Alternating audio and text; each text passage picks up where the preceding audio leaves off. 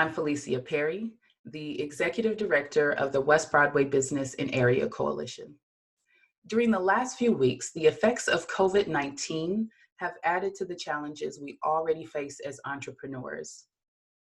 As we navigate this public health crisis, I want to remind you of WBC's commitment to connecting you to available resources, as well as working with our community partners to create new ways to resource and meet the needs of the business community. Now, I need your help in assessing those needs. So I am asking you to take time to complete a short survey found on our website.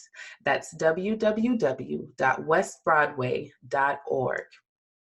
The purpose of this survey is to better understand what current and imminent impacts our business community is experiencing related to COVID-19, and to more effectively deliver important information, supportive resources, programs, and services to each of you. WBC continues to provide technical assistance as we're navigating this uncertain economic landscape. So while our physical offices are currently closed to the public, we are continuing to offer assistance to you on virtual platforms such as this one. Our Northside Business Luncheons, they are monthly gatherings for networking and information on select topics. We typically provide you all lunch at the gathering space on the corridor. However, in light of the COVID-19 pandemic and the shelter-in-place order, we've hosted this month's business luncheon virtually. April's topic is prepping for pop-ups and marketplaces, and we have 3 panelists. We have Ashley Bradford of the Powderhorn Art Fair, we have Ann Fix of Neon Food, and we have Elle Kling of Support Local Hustle. This panel will be co-facilitated by Neon's Community Engagement Coordinator, Anna Schmiel. So yeah, sit back, enjoy, enjoy the panel. Hello everyone, this is Warren McLean, President of Neon. Thanks so much for joining us for this month's luncheon. I want to give a brief update on Neon's response to this crisis. First of all, I want you to know that Neon is here for you. If you have questions, please don't hesitate to contact us, and we will do everything we can to help. If we can't help directly, we'll steer you to someone who can. Call us at 612-302-1505 or email us at info@neon-mn.org. We will get back to you within 24 hours, or if not sooner. If you have the capacity, this is also a great time to connect with industry professionals to make sure your business back office is in order. Establish a relationship with a bank, get your books in order, and update your website with an up-to-date information and an online ordering option if applicable. These systems will help your business weather future unexpected circumstances. Also wanted to highlight some updates regarding emergency funds. It's a good idea to apply to all the ones you qualify for and that make financial sense for your business. Funding is not guaranteed, but you might be awarded less than you requested. If you are unsure, reach out to your advisor. The SBA's emergency loan funds have been quickly running out. As you may know, the Paycheck Protection Program, the first allocation, has already been exhausted. However, Congress is in the midst of approving a second allocation now. So it's best to be apply now so that you're ready. We recommend applying through nonprofits like CRF or NDC, or small banks like Bell Bank and Sunrise Bank. Funds through the state deeds, small business emergency loans are still available. If one of the business listed under Executive Orders 204 and 208, you can apply via deed lenders such as Neon. Funds through the city's GAP funds are also still available. If your business is located in a Promise Zone, Green Zone, Cultural District, or ACP 50, you can apply directly through the city. Northside businesses can apply for the Northside Funders Group Emergency Fund. Applications are due Wednesday by 5 p.m. until funds run out. Once again, Neon staff is here for you and your business. You are not alone. We hope you enjoy the panel.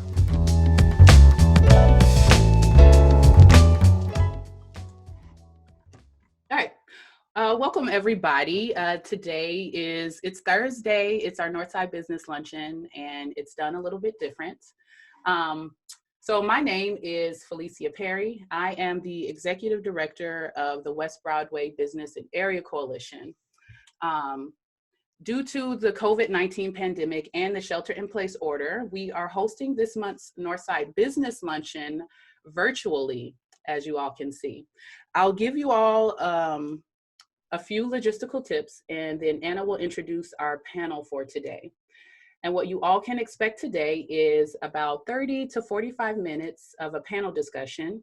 Then we'll open up for questions. We'll wrap up the Zoom, and then you all, hopefully, will get out of here by 1 p.m. And if that sounds like a deal, you all give me your thumbs up. Now, you can give me a virtual thumbs up, or you can give me a real live one, depending on how well you know how to utilize Zoom.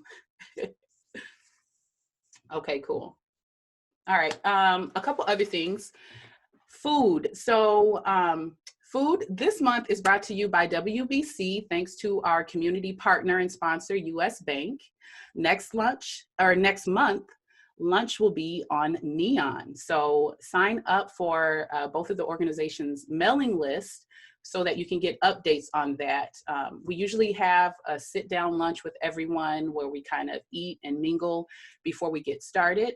And it's not safe for us to gather in that way anymore. So what we've done is we've had Wendy's House of Soul package, I think 50 snack packs. And if you're familiar with Wendy's House of Soul with those soul rolls, those snack packs come with, actually there's vegetarian options as well, but the snack packs come with some protein, a soul roll, and a little dipping sauce for you. So put some sauce on it.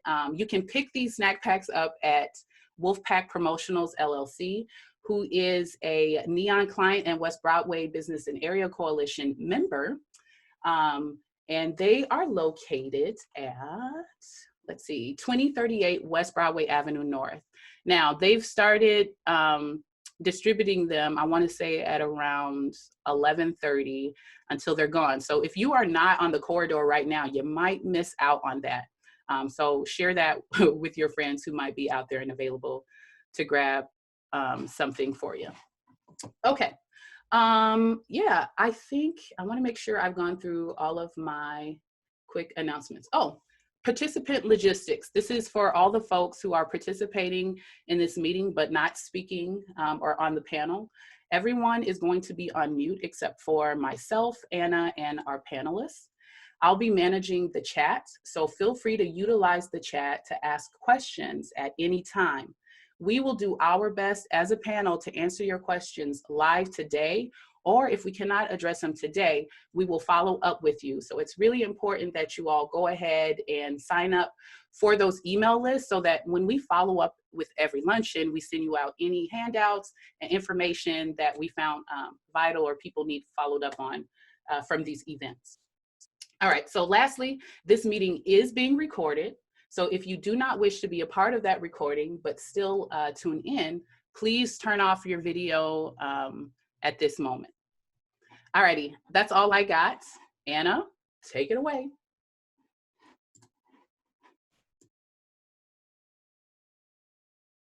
And unmute yourself when you do it. So maybe I have to do that for you. Okay, there we go. Hi, everyone. I'm Anna, the Community Engagement Coordinator from Neon. And so what I'm going to do right now is just give little intros to all the lovely panelists that have agreed to join us on this call. And then what we'll do is we will start the questions. And there will be a bit of time at the very end for everyone to ask their questions. And if we can't answer them now, we will be sending information at the end of this like we do when we send out the different surveys. Okay, so first is Lo Kling, who is the Pickle Witch and also organizes Support Local Hustle. So Lo Kling, they, them, is speaking at our luncheon today, and what they do is they are the Pickle Witch, and they ferment with care and magic on occupied Anishinaabe and Dakota land. They are a queer food maker of color, deeply focused on creating spaces where BIPOC creatives are respected and heard, and they are the founder and organizer of the Support Local Hustle Market since 2017. And they take great care in connecting potential market vendors with resources and membership. So thanks so much, Lo, for joining us. Thank you. And then we have Ashley Bradford, who is the Events and Office Coordinator for the Powderhorn Neighborhood Association, with over 5 years of event and community building experience. By working at the Neighborhood Association, she's had the opportunity to meet and work with local artists and engage diverse community members of all kinds. Her expertise is in running large-scale events like the Powderhorn Art Fair and Powderhorn Porch Fest. And she has also brought new ideas and attraction to these events in hopes of drawing larger crowds and continuing to do intentional community engagement. So thanks so much, Ashley, for joining us. And then last but not least is Neon's own Ann Fix, who manages Neon Food.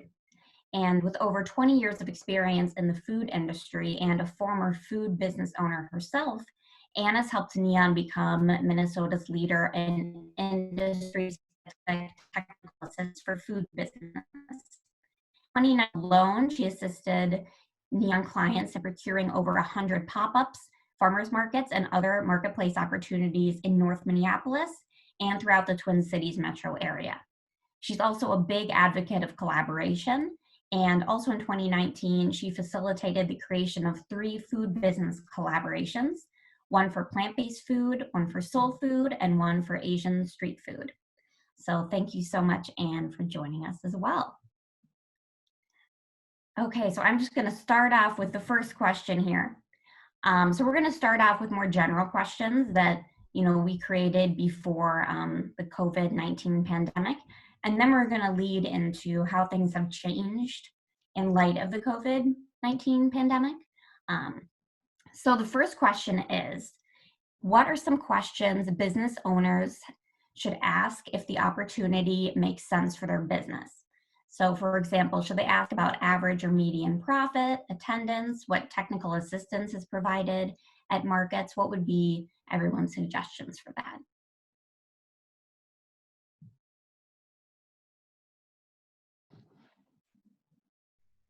So I can start off, I can kick it off here, and then I can pass it to somebody next on the panel, if that's okay. So for me, when I think about the art fair and my vendors, I have them consider what our demographics are and will their piece sell at our fair. You have to look at who attends the Powderhorn Art Fair, who attends Porch Fest. We're a pretty quirky neighborhood. We like more eccentric things, and then thinking about price point. We're not gonna, the Powderhorn neighborhood isn't going to buy that $10,000 piece of art, but they will spend $100 to $200 on art. So just adjusting your price or bringing the right inventory with you to certain areas is really important. Also looking into how much vendor fees are, that's going to be really important moving forward. Do people have discounts right now because of COVID-19? Are you tracking those discounts? Are you applying for different opportunities or grants that they're giving away at these different fairs or marketplaces? How long are these events running for? And then what are the time? Like, value your time as you're looking into these different markets as well. Is going to be really important moving forward. Thinking about liability insurance, and then asking how many people attend every year. If you're a smaller vendor, you don't have as much inventory, you're probably not going to do as well at, let's say, a bigger fair versus maybe starting off a little smaller and then building your inventory and then landing on the bigger fair market. So those are some advice points that I have for business owners to ask their vendor markets like art fairs. And I'm going to pass it to Ann. Okay, that's all really great information. I echo everything that Ashley shared.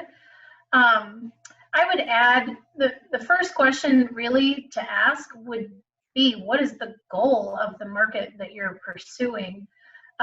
You know, pop-ups, farmers markets, certain marketplace opportunities all have their own style and flavor and customer base and fees and requirements.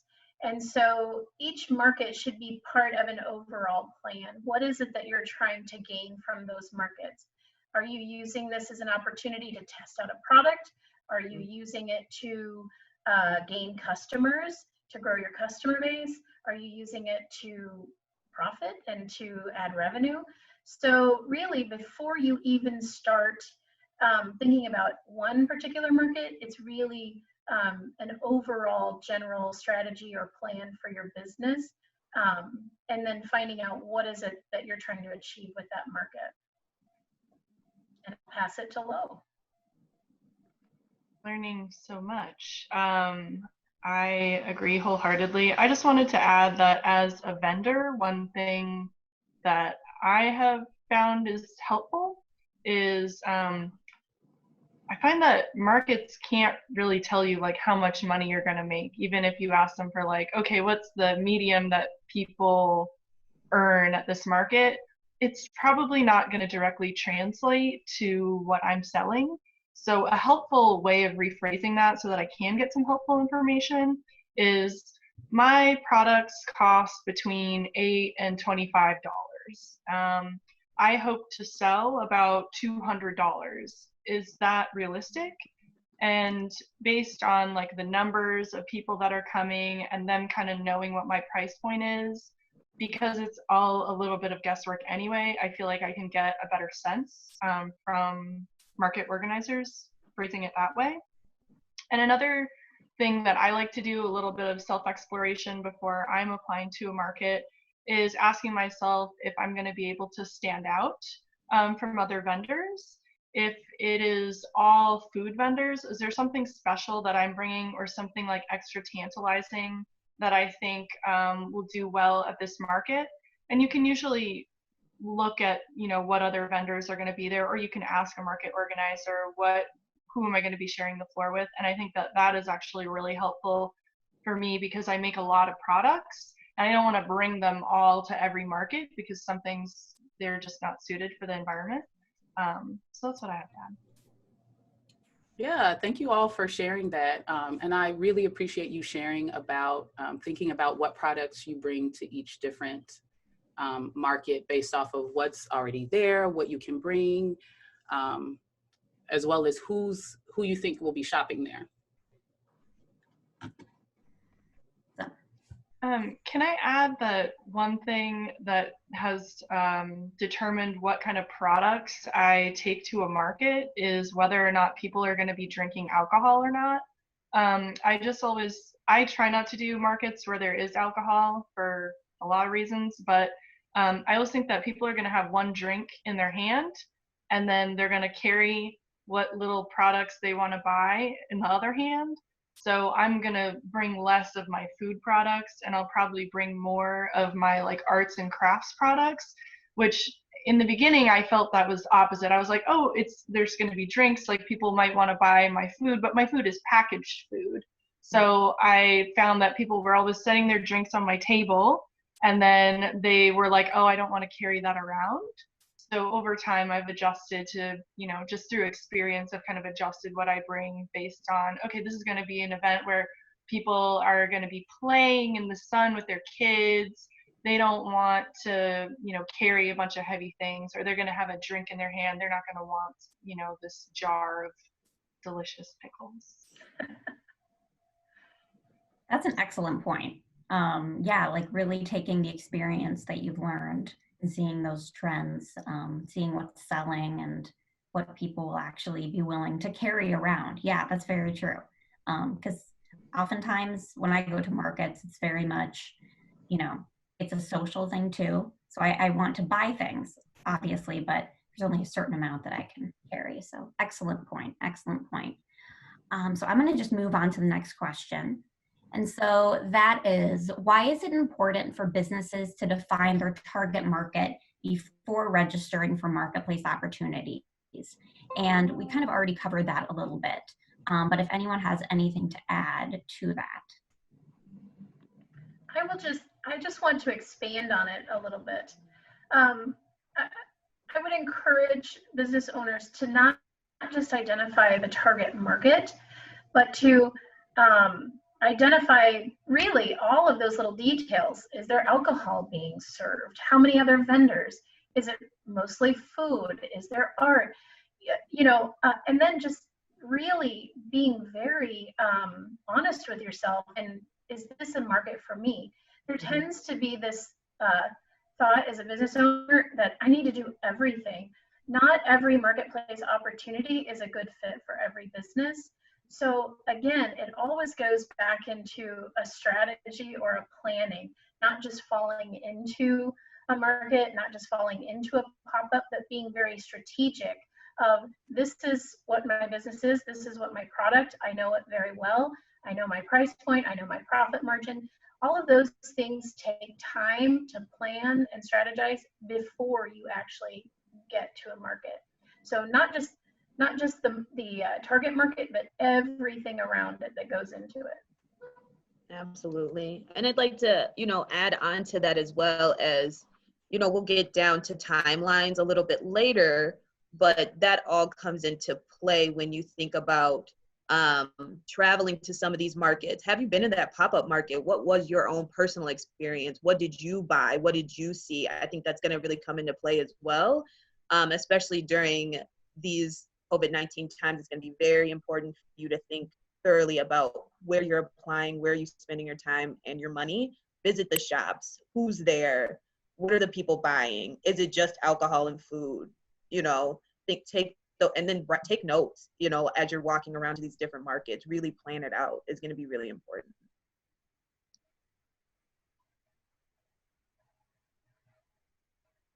And I do want to do also just to differentiate between, there's a lot of things that we're throwing into one little video conference right now. A pop-up could be a pop-up restaurant where a food business can be located in a coffee shop, a bakery, a restaurant, and pop up for 4 hours maybe. So it isn't necessarily, there's so many different opportunities out there. It doesn't have to be just a farmer's market as we know it here in Minnesota. So when I'm saying pop-up marketplace opportunities, boutiques, farmers markets, all of them, we're covering a lot. Mm-hmm.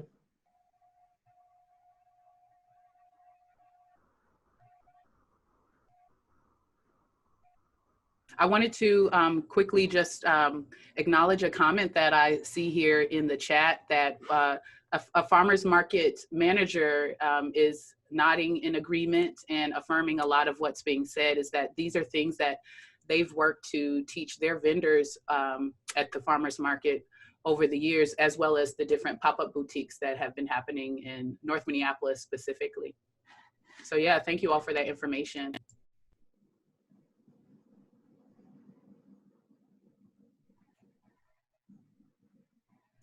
All right, maybe I have to help Anna unmute really quick.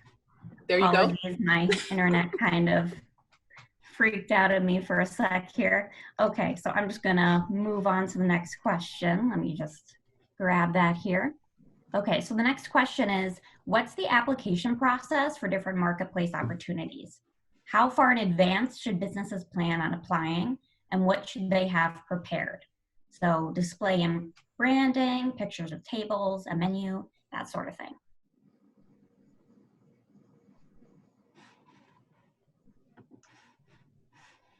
Lo, go ahead.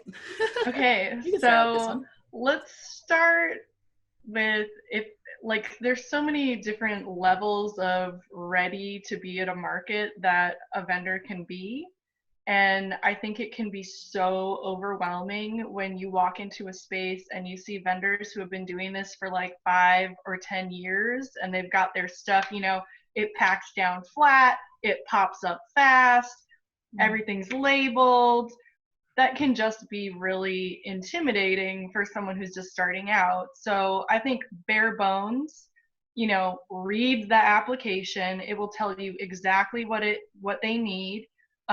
Markets that are not organized enough to have a good enough application, take a pause, Maybe it's their first time too. It's okay, we can work through it together, but I do judge larger, more established markets based on what I can learn from their application.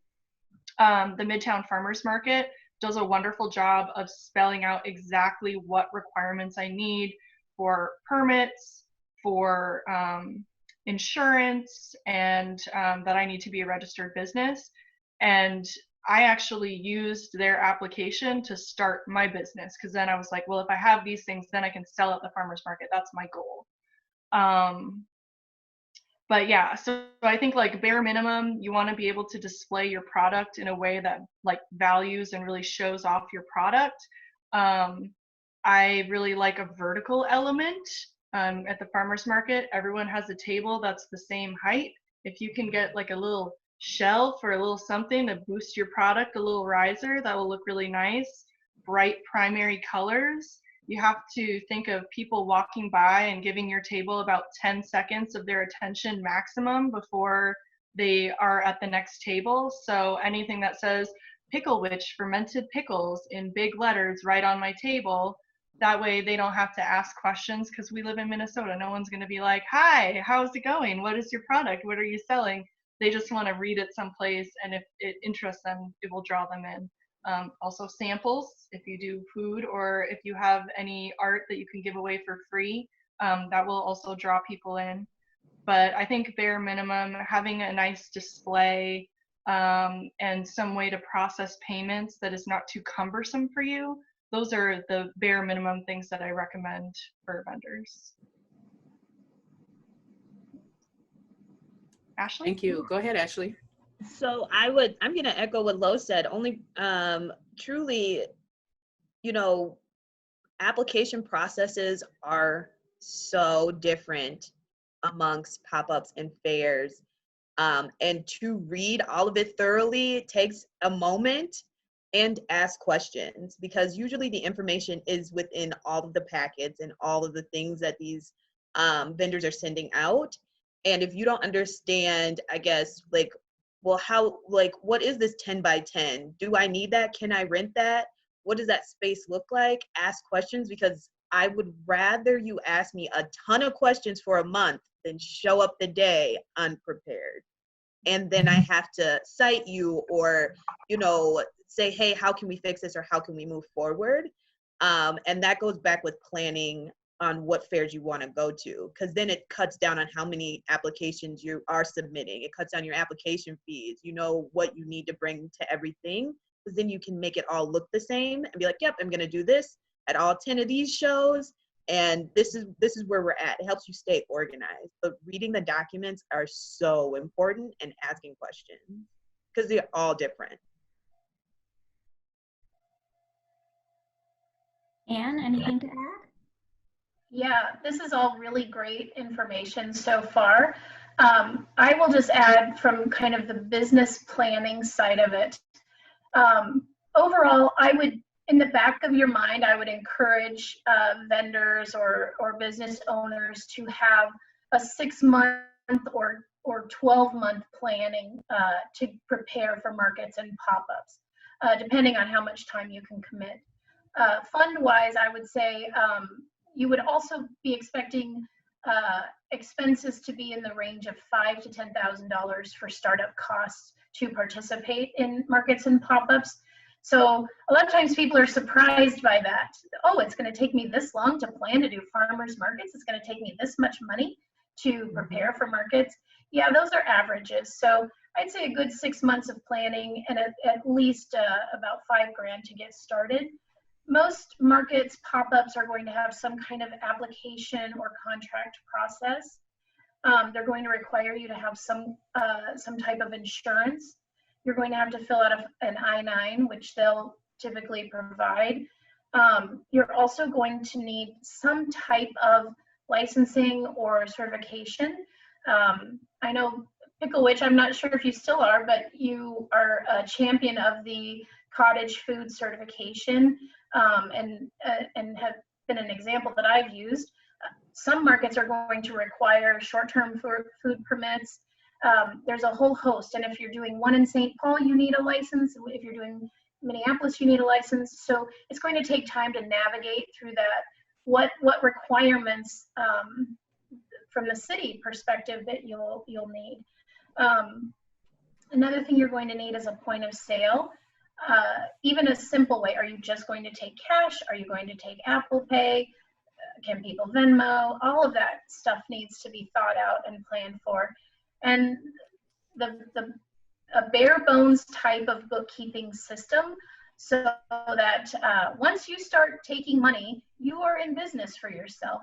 And so I would say before you even sell something, before you take that first dollar, you already have a very simple bookkeeping system in place. Those are just some very basic, bare bones things that I would recommend. Thank you. Those are really great tips. Sorry about that, Anna. I just wanted to point out, you may have noticed that there's a poll that's up. We're wanting to know from those of you who are on the line and in the meeting, if you've participated in any of those Northside events that we tend to have vendors at. We have Black Friday on Broadway, Flow Northside Arts Crawl, the West Broadway Farmers Market. We also have Open Streets West Broadway. We have the Urban League Family Day, CaraFest, and the Shop Northside storefront pop-ups. And I'm sure I probably am missing a couple of events, but that just goes to show you things that happen just in North Minneapolis, where we're getting like hundreds of vendors and businesses opportunities to sell their products, share their information. So let us know. I'm interested in seeing how many of you on the line have participated in those. All right, go ahead, Anna. Oh, Lo had, yes, Lo. Oh, just as far as timeline too. So I am a smaller business, so I tend to do smaller events. Those are usually better for me. And I can't afford to access a lot of the larger events. And I would just recommend that people like be in community with the places you want to work with. So if you are really into a local restaurant, you know, follow them on Instagram, send them an email, introduce yourself, ask them if you can do a pop-up in their parking lot, create those connections. Like, you don't have to wait for a market to be established for you to sell. You can make your own pop-up, get 3 vendors that you like in a place that you support, and like you created a community there. And using all of your promotional powers combined, you can make something that is popular and fun and feels really safe and affirming. And sometimes some of those smaller markets that I'm applying to, I'll know like they have kind of a holiday time-ish market, but it's not on the same weekend every time, and they just post about it on their Instagram. So by me being in kind of digital community with people and signing up for their email list, over time, I have built a network for myself where I know what's going on, because there is no centralized place, unfortunately, for these kind of smaller markets for you to access their applications. So it really is about reaching out to people that you would like to work with and like being in community space with them. Thanks. That's a really good point, Lo. And that leads perfectly to our next question about, you know, what are some more accessible markets? What are the pros and cons of, you know, being a part of the bigger, more established markets? And then what are some ways that you found examples of out-of-the-box opportunities where you can have success?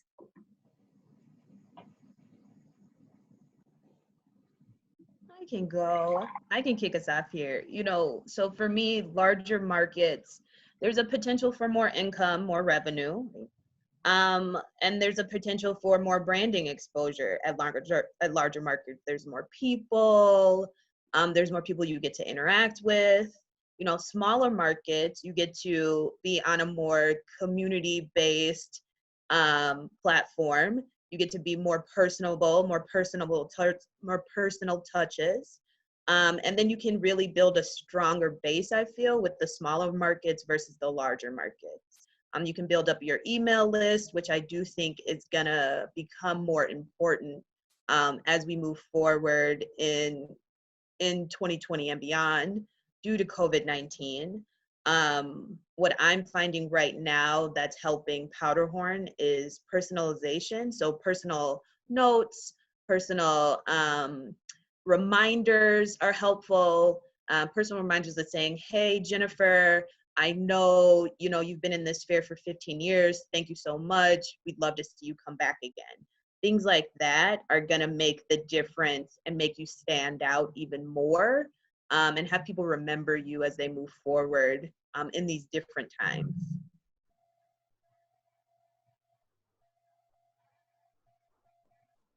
Those are really good points, Ashley. And I really echo both of all of the comments that Ashley and Lo are sharing.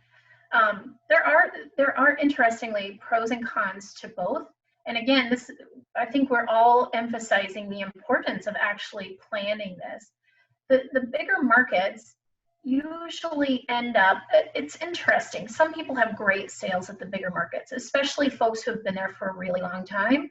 They have their set numbers. But typically now for newbies getting into a really big market, they're really surprised at how little money they make, but they're great at meeting people. So a big market for a newbie is a great opportunity to sample out your product like a crazy person, sample that out, sample, and get feedback from all of the people walking through in that market. So it's really learning about each market, each opportunity. What's their customer base like? What's the feel? What's the personality of the market? And then identifying how will that be a good match for my product or my business? Smaller markets are great opportunities to get to know the customers closely.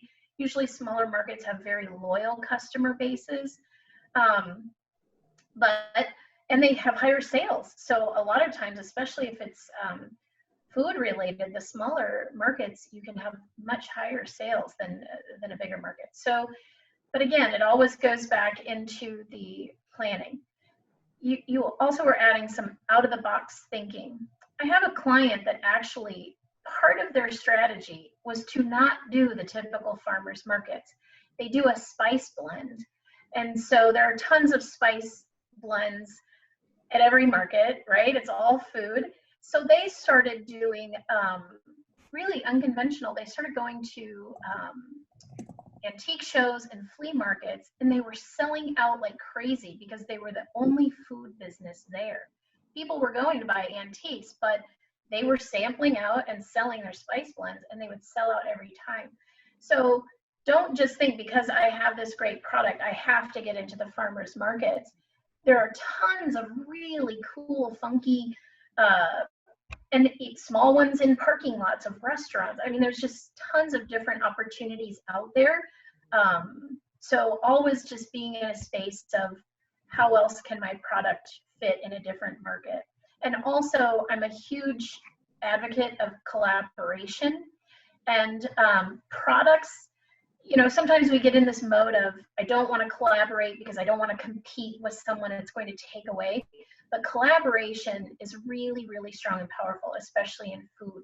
So maybe you make pickles and you will work great with another vendor who has bread or crackers or something, and you can collaborate somehow in these fun little markets. Or maybe you have a really strong social media presence. Someone else has a really strong newsletter. How can we work together to help support each other? So I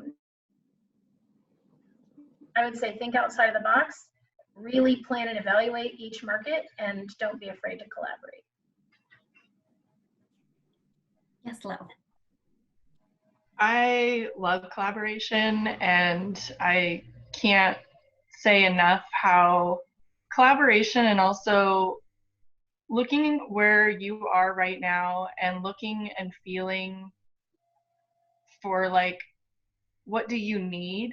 Because when I didn't start my business with $5,000, I started my business with $500. And so I knew that what I needed was community support.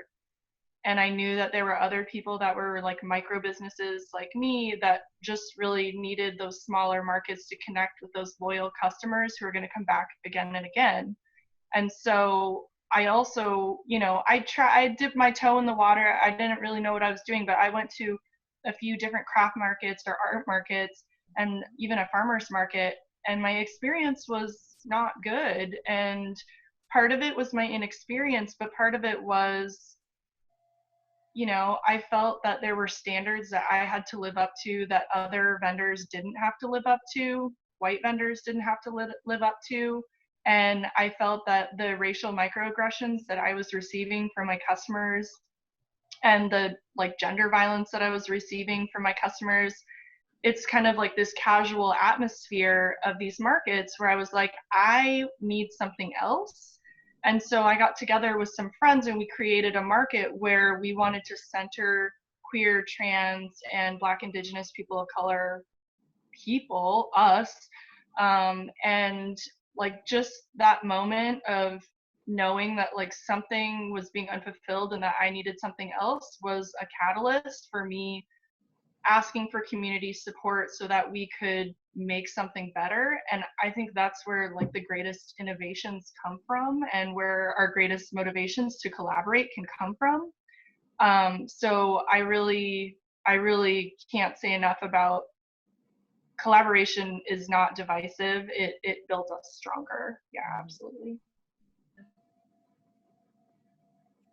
That's great. And Felicia Perry just shared your website, Pickle Witch, and specifically the page for the Support Local Hustle Market. And so we'll make sure to include all those resources when we send out emails. And that is a good point. Maybe the right fit for you doesn't exist yet. And then, I bet then other people have had a similar experience, and really finding those people and creating that right fit for you is really powerful and really naturally builds your customer base. Okay, so now we're going to move on to COVID-19 and how that's affected marketplaces. And so the question that I have is, some marketplaces are going virtual. How does this work? What additional things do makers need to set up to prepare? And then specifically, Anne, if you could talk about the farmers market side of things, because they are considered an essential business, and how they are operating, how they're still open. Actually, I'm going to move this off my screen. I know there's a few farmers market managers on here. Yes, farmers markets are considered essential businesses, so they will be allowed to run. There are different farmers market associations that are testing out, not just in Minnesota, but all over the country. They're testing out how can we still host a farmers market while keeping our customers and our vendors safe. So, and I know the Minneapolis Farmers Market Association, Minnesota Farmers Market Association, everybody's kind of dabbling in that world. I will actually share with Anna and Felicia some links for vendors to follow along with those different farmers market associations. And that's updating every week. They're having farmers market ecosystem meetings. And I know a few people on this conference call could speak to that. I will say there's going to be a lot of changes, and our farmers markets are not going to be the same this year. Not just our farmers markets, but our art fairs and all of our social gatherings are going to be different. I think we're going to be in this space of testing and trying out a lot of really cool, innovative ideas. And actually, I think this will be great for vendors in the future. I think we're going to open doors of revenue. We just have to get through this really tough time right now, but I really do feel like this is going to be something we're going to improve on our markets. And the truth is the farmers market scene has been kind of a strange roller coaster up and down for the vendors. Vendors aren't necessarily making a lot of money at these right now. So maybe this is a great opportunity for us to rethink how they're hosted. But I would love to hear, because Ashley, you actually put on markets. I'd love to hear from you and where you've been following along on that. And Lowell being a vendor, I think both of you will have really valuable feedback. So yeah, right now we're trying to think as openly and strategically as possible in making our, art fairs and Powderhorn Porch Fest as accessible to as many people as possible. So some of the things that we are thinking about and the things that I've seen as I've done some research is that your personal website and shipping and delivery is going to be really important. I'm finding that if there isn't a delivery option, even in my personal life, right, there isn't a delivery option, then I'm less inclined to want to shop there. I'm less inclined to want to support you. Let's take a farmer's market. If you're at a farmer's market and you don't have like a pickup option, or like I can place my order online and then go there and pick it up, I'm going to be less in line to shop at your booth, right? So I feel like we all have to change with the times. So even if this isn't our forever, at least you have that mailing or delivery option set up for the future, because it will always come in handy. So instead of like kind of moving away from it, go towards it. Let's all figure out resources on how we can make it accessible so everybody has access to setting up a website so it functions, delivery options, and then pick up.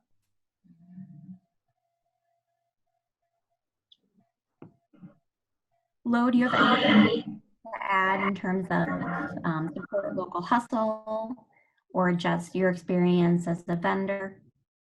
Yeah, so as a vendor, I feel a little bit adrift right now because I feel that market managers they're not epidemiologists, they're not scientists, they're just trying to figure it out. They're market managers, but I feel a little bit disconnected from that process.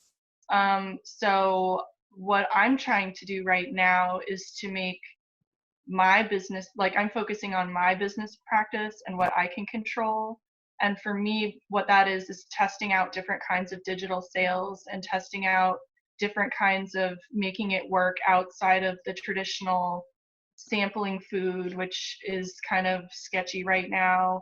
And, doing the handoff with the spiel where I am telling them about my product and making lots of germs fly in the air. So that's just where I'm at as a vendor, is I'm feeling a little bit lost. I feel like I need to connect with some people so I can feel a little bit more supported. And as a market manager, we actually had a big Support Local Hustle sale, the biggest one ever, with live music and food carts and things like that, of all BIPOC vendors. And we had to cancel the in-person sale, and we shifted to a virtual sale. And I had never done anything like this, and I had a lot of anxiety and overwhelm about it, but it ended up being a very positive experience that people would like to do again.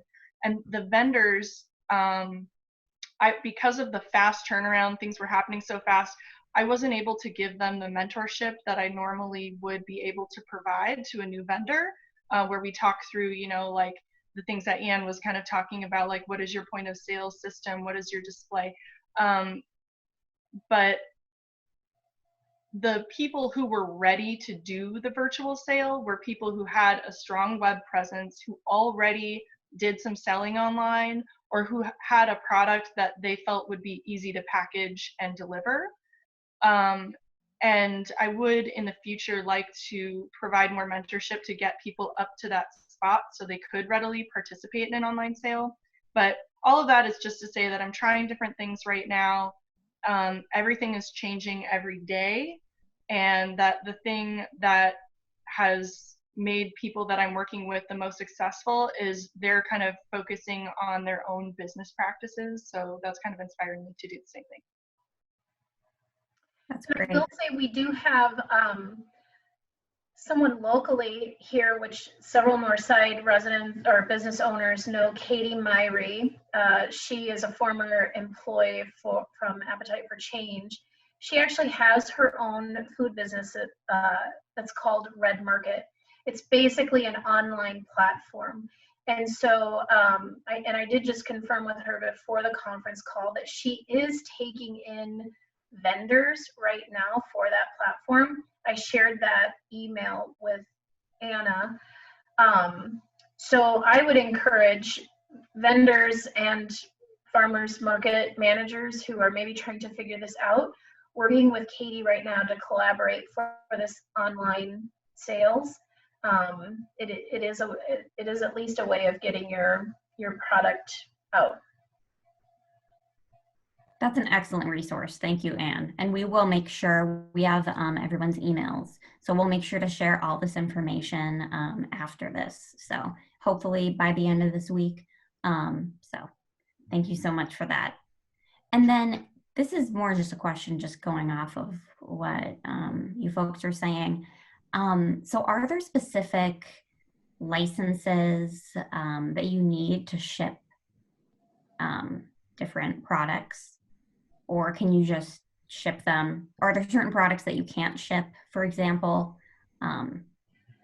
Yeah, that's really interesting. And we haven't quite hit that yet in the farmers market world, because the beauty and the curse right now of cottage food is that, cottage food is this amazingly flexible way of selling your product and being made in your home kitchen. And they are still allowing cottage food products to be sold, but there's also, you're not allowed to ship it. It is a direct transaction. So you have to deliver that product directly to the customer. So in that case, we're kind of breaking some of this, like Lo was saying, you have to rethink how you're delivering your product. The city has been very, very flexible for the delivery and curbside pickup. So those food businesses that do pop-ups are being allowed to do delivery and curbside pickup out of their shared commercial kitchen spaces. The city's being very accommodating to that. I haven't heard yet, and I noticed that Devon is on this, and maybe Ashley and Lo, you're both aware of this.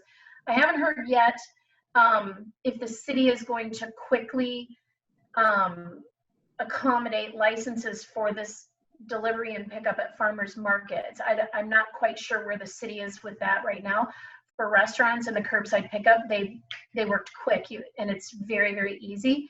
I don't know if they're going to do the same thing for takeout or curbside pickup at farmers markets. I'm not sure where that's at yet.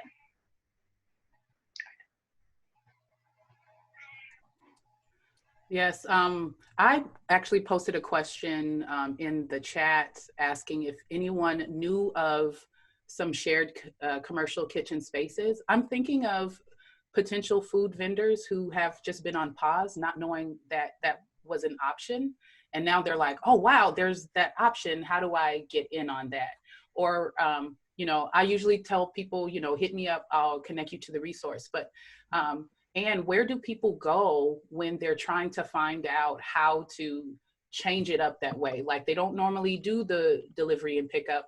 How do they find a commercial kitchen? Or who do they call to find that stuff out? Well, I would say if they're a member of a commercial kitchen space right now, to find out, for example, Kindred Kitchen is not open right now. They're closed. And so those members have had to find different commercial kitchen spaces out there. So each space is different. Each commercial kitchen space is different. Gotcha. I would also say call me at Neon. This is something I've been in the trenches for the last month, helping all of these food businesses navigate what's my next strategy. So there isn't just a definite answer I can give to you, like, oh, do this, because some are open, some aren't. Some aren't located in Minneapolis. At least Minneapolis has been friendly and trying to go quickly on this curbside pickup, but not every city's doing that. So I would say reach out to Neon, myself, or other small business development centers or consultants that can help you navigate through that. And then thanks, Anne. There were just some comments in the group chat. Ashley said City Foods in Powderhorn. Yeah. Devon said that it's very limited. So yeah, she said City Foods. Sometimes churches. That's a good tip. I'm not sure if right now. Well, I would say if you're not a member of a kitchen right now and you don't hold a license, I would say you're just going to have to wait. I hate to say that, but right now the city, and I'm guessing not just Minneapolis, but St. Paul, everyone right now, they're not really, they don't have the capacity to be taking on a whole lot of new licenses or navigating that. So if you're someone that's just saying, I have this idea of a food business, I really feel like right now is the perfect time to be doing all of your planning and strategizing, but not necessarily trying to get into a market. Because the markets, the kitchen space, that's all going to be used for already existing food businesses that are trying to re-navigate in this world. It's good to know. Good point. Very good point. And then I think Ashley, oh, sorry, I'm just going to add, I noticed Ashley had mentioned City Food Studio. Journey is being incredibly, Journey owns City Food Studio. He's being incredibly accommodating right now. I would say if you're interested in, if you are a food business owner and you're interested in navigating a different kitchen, call me instead of Journey directly, and I'll try to help navigate that transition or relationship from your existing kitchen to his, because he is being very accommodating. And then do folks know of other opportunities then? So if what Anne's saying is true, that not being a member of a shared kitchen space means having to wait as far as that option, are any of the other panelists or even folks on the line know of like other options for folks who are food vendors to be able to sell products and make some money in this coming season? Do you all know of any other ways, or are there creative ways that you all have seen folks managing that? Go ahead, Ashley. I would say using your own personal social media at this point is probably your best bet. Because yeah, everything's pretty much shut down and everybody's competing and the market is so saturated. So if you could lean into your own personal network right now is going to be so important. Lean in on community and tell people about you. Like, yeah, like, hey, I'm around the corner. We can drop it off. We have a drop and go set up. Like different things like that are what sustains you. And then, yeah, continue to figure out your plan moving forward. That's exactly what I was going to say, Ashley. Great point. And I do think that this is a good time for collaboration too. Because just thinking from a customer perspective, like if I can go around the corner and get like my pickles and my crackers and my cheese, dessert all in one spot, but I would love to support multiple businesses. So if there, was a collaboration like that, that would be perfect. So I think establishing those collaborations, and even if it doesn't work out now, just for the future, because this pandemic may ebb and flow, probably will ebb and flow. So having that that support then for the future is definitely important. Yes, I would also say to follow the Neon website. Anna has done an amazing job of updating that. As a matter of fact, other ecosystem meetings that I'm on, they're following the Neon website now because of how thorough that information is. At Neon, we will be hosting food business specific conference calls on a weekly basis. And I will be taking specific topics like farmers market. We're going to be trying a virtual pop-up very soon with curbside pickup. So we're going to be trying out some of these new concepts and then reporting on it weekly. So I would say follow that Neon website to see what we're doing and the resources that we're bringing forward. And another resource for those of you who are feeling like, what do I do and how do I do it? One of the things that WBC works with a lot of business owners as well as organizations in community and citywide is helping to convene and bring together different collaborations. It's one of the things folks know that I do really well is finding ways to make those collaborative connections, to make things work. So utilize us as a resource. And WBC does have resources available to, what was I saying? We do have resources available to, what just happened here? Are you all seeing the screen change up? Anna's shared her screen. Oh, that was Anna. Okay, gotcha. I just wanted to Threw share me that off. info really quick so people know where it is. Sorry. Oh, what I was trying to tell you is that we have resources to provide some free technical assistance. A lot of the work that WBC does is very much concentrated to our business corridor on West Broadway and Northside businesses. And through that work, we collaborate with Neon, the Black Women's Wealth Alliance, and a lot of like businesses and organizations on the corridor to kind of bring those things together for folks. So we're a great place to stop to find out where some of the resources are. We have some of them, but also we make it our business to build those really collaborative networks within the community. So it looks like Anna shared, oh, you shared that link privately, Anna, share, or is that, oh, you're gonna be updating Did that. I share it privately by accident? Yeah, share the link with everyone there. Got it. Okay. Oh, All right. There we are. There we are. Yeah. And then just so folks know, so Devon Nolan is on the phone, and of course she's being quiet. She's listening and taking in a lot of information, but Devon Nolan has been managing the West Broadway Farmers Market for some years now, and is a huge part of why we have a local farmers market here in North Minneapolis. She's also a resource.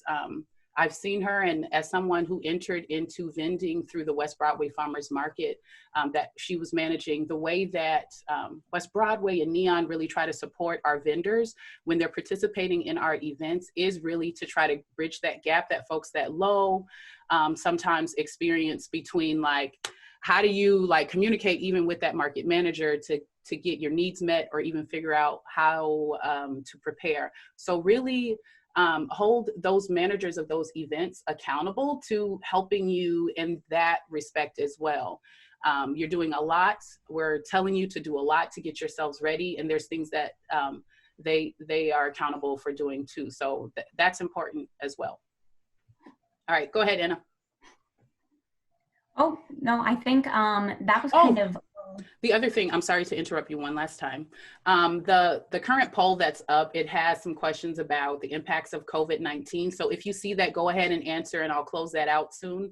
But it's asking you questions about what are the specific ways COVID-19 has or is affecting your business. Some of you have filled out an actual full kind of assessment that WBC has sent out to kind of assess those needs. We're using that information to pull in resources to help you all. In the same way that people are saying, fill out the census so that you can be counted. Fill out these surveys that we're sending out so that your opinions, thoughts, needs can also be heard and counted in those spaces that I have access to that we all don't. So that's really important to me. It's not just a thing that goes away. It's the reason why some of the financial resources are the way that they are right now, is because we're taking your direct feedback and telling the people who are building these. All right. I wanted to get that in because I know we're going to be ending soon. Yes, no worries. So before we end, I just wanted to give everyone an opportunity to ask any questions. So if you have a question, if you could type it in the chat box and send it to everyone, not like I did where I was sending it privately by accident. And then we can ask the panelists. And then if you have any questions after this, feel free to email Felicia or I, and we will make sure that we get those questions answered.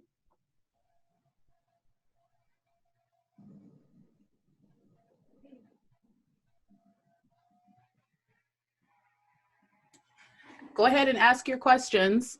If you feel like you want to speak and allow us to hear your voice, then do the little raise hand dealie on and then I'll be able to kind of see you and then get you on there. Okay, so I'm sharing my screen. Is it showing my website here for West Broadway? Awesome. Okay, I'm trying to move something. All righty. Bless me, y'all. Okay, so if you've never been, go to westbroadway.org, find out more about West Broadway Business and Area Coalition.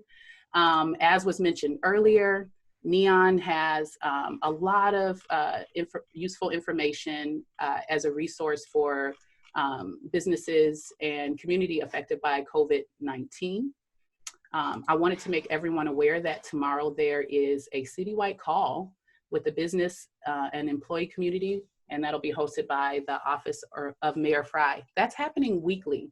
So right now, these meetings are happening weekly. I don't know if you know that. If you need links to any of these things that I'm showing you today, just make sure you let us know. You can even put a comment with your email in our chat, and we're gonna pull that information as well. The other thing I wanted you all to know about happening in the next couple of days is that Springboard for the Arts has this workshop happening.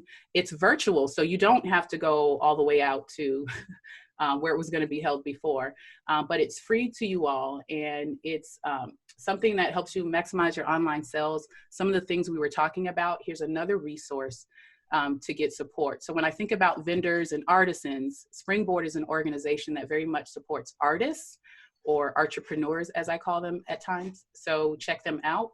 Lastly, if you have not heard, the Northside Funders Group has an emergency fund specifically for folks in our zip code and a couple others.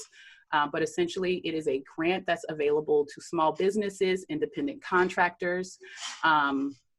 It's another one of those things where, you know, your citizenship status is not affecting your ability to access these funds. It is not something that, yeah, so make sure you all check that out. And if you want more information, hit me up. Lastly, or no, again, the food from Wendy's House of Soul, you can find it at 2038 West Broadway at Wolfpack Promotionals. I don't know how much is left because I haven't checked in with KB, but just know that once a week, I usually get myself a snack pack. So that's how much I like them. And there are vegetarian options. And the last link I want to show you all is the Powderhorn Art Fair, which is the event that Ashley organizes. All right, did I miss anything, Anna, as we're getting those questions in, hopefully? No, okay. I think You did great. Oh, you can order Wendy's food for delivery and pickup. So, and that information is on Neon's website as well. I think it's via Grubhub and a few other platforms. So. Oh, Jamil has his hand up. Hello. There we go. Can everybody hear me? Yep. Thanks for the opportunity to listen in on today's topics.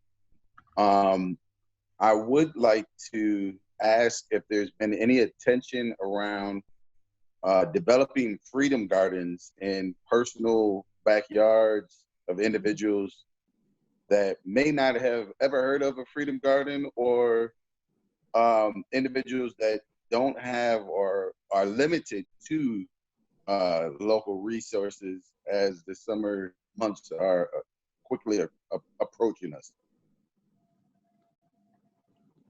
I can, you know, and my own personal experience, and then Powderhorn. So my own personal experience, we're discussing gardening and gardening for the entire co-op and what that will look like, and giving access to it to more people.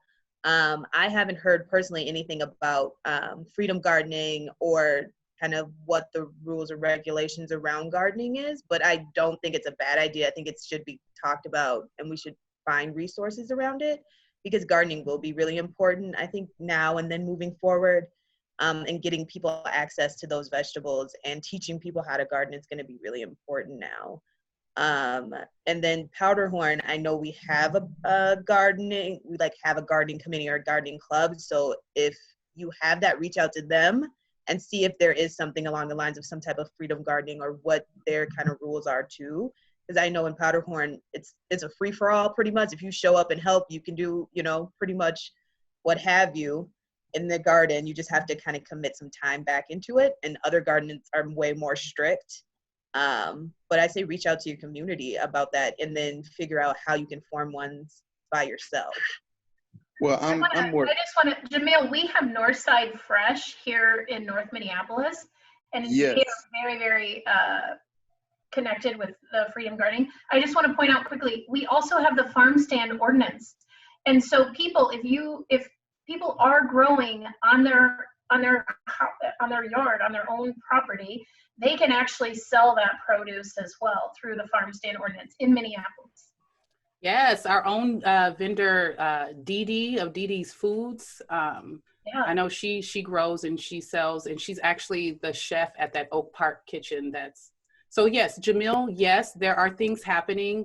Some of it's like very grassroots and individualized, but to reiterate what Ann said and what Devon is posting here in the chat, we have the Northside Fresh Coalition, as well as Homegrown Minneapolis, which is on the city's website, that you can also contact about like those gardens.